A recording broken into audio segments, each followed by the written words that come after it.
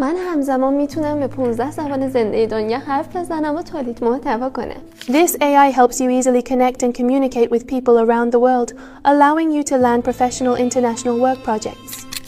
国外项目意味着美元收入和更高的赚钱机会。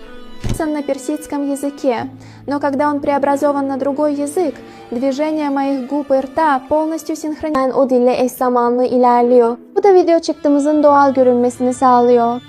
Peki bunu nasıl yaparız? Haydi eğitime geçelim.